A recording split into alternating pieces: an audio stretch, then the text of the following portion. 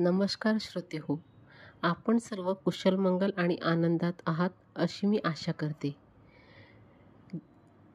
दिनांक 4 ऑक्टोबर 2024 नवरात्रीचा दुसरा दिवस. नवरात्रीच्या दुसऱ्या दिवशी आपण देवीच्या ब्रह्मचारिणी या रूपाची पूजा करतो. ब्रह्मचारिणी देवी ही दुर्गेचे दुसरे रूप आहे आणि नवरात्रीच्या दुसऱ्या दिवशी तिची पूजा केली जाते. तिच्या नावाचा अर्थ आहे तपश्चर्या करणारी देवी. ब्रह्मचारिणी देवीचे रूप भक्तांना संयम, धैर्य आणि आत्मनियंत्रणाचे महत्त्व शिकवते. तिच्या कथेमध्ये तिच्या कठोर तपश्चर्याचे वर्णन आहे, ज्यामुळे तिने भगवान शिवाला पती म्हणून प्राप्त केले. ब्रह्मचारिणी देवीची कथा.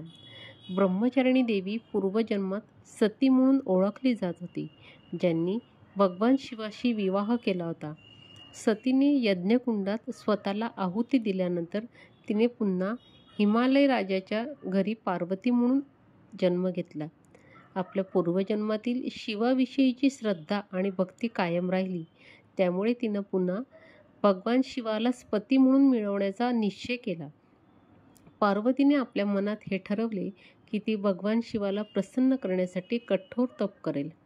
तिने तपश्चर्या करण्यास सुरुवात केली, ज्यात ती वर्षोनुवर्ष अन्न, पाणी आणि कोणत्याही प्रकारच्या सोयीविना भगवान शिवाच्या ध्यानात तल्लीन झाली.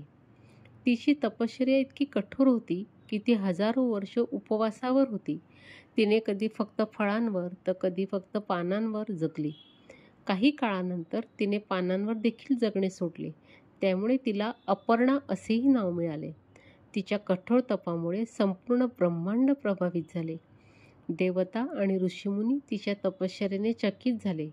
अखेर भगवान शिव प्रसन्न झाले आणि त्यांनी पार्वतीच्या तपश्चर्येला मान्यता देत तिच्याशी विवाह केला. पार्वतीने आपल्या धैर्य, समर्पण आणि तपश्चर्येने शिवाला प्राप्त केले आणि ती ब्रह्मचारिणी म्हणून ओळखली जाऊ लागली. ब्रह्मचारिणी देवीचे स्वरूप. ब्रह्मचारिणी देवी अत्यंत शांत, सौम्य आणि दिव्य रूपात असते. तिच्या एका हातात कमंडलू आणि दुसऱ्या हातात जपमाळ असते. हे रूप संयम, ध्यान आणि कठोर तपाचे प्रतीक आहे. ती पांढऱ्या वस्त्रांमध्ये सजलेली असते आणि तिच्या चेहऱ्यावर दिव्य तेज असते, ज्यामुळे साधकांना शांतता आणि सकारात्मकता ऊर्जा मिळते. नवरात्रीत ब्रह्मचारिणी देवीचे महत्त्व. नवरात्रीच्या दुसऱ्या दिवशी ब्रह्मचारिणी देवीची पूजा केली जाते. तिच्या पूजेमुळे भक्तांना संयम, आत्मनियंत्रण आणि धैर्य प्राप्त होते. ही देवी साधकांना कठोर तप, समर्पण आणि श्रद्धेचे महत्त्व शिकवते.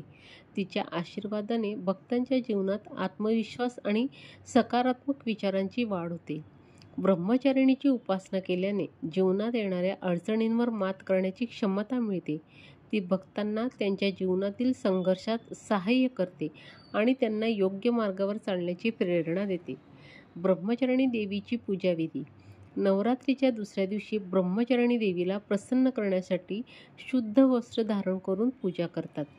देवीला पांढरी फुलं, अनंत, चमेली, तगर, मोगरा यासारखी पांढरी फुले, अक्षता, धूप, दीप, नैवेद्यामध्ये कोणतेही फळ किंवा साखर अर्पण केली जाते आणि कमंडलू अर्पण केले जाते. साधकांनी देवीच्या चरणी प्रार्थना करावी की त्यांना संयम, तपश्चर्या आणि धैर्य प्राप्त हो. देवी ब्रह्मचारिणीची उपासना केल्याने साधकाला आध्यात्मिक मार्गावर स्थिरता आणि दृढ विश्वास प्राप्त होतो. ब्रह्मचारिणी देवीची उपासना करण्याचे फायदे. धैर्य आणि संयम. देवी ब्रह्मचारिणीची पूजा केल्याने भक्तांना जीवनातील प्रत्येक अडचणींवर संयमाने तोंड देण्याची शक्ती मिळते. आध्यात्मिक प्रगती. ती साधकाच्या आध्यात्मिक प्रगतीसाठी आवश्यक असलेल्या तपश्चर्येची प्रेरणा देते. संयम आणि समर्पण. देवीच्या आशीर्वादाने भक्तांमध्ये संयम आणि समर्पणाची भावना वाढीस लागते.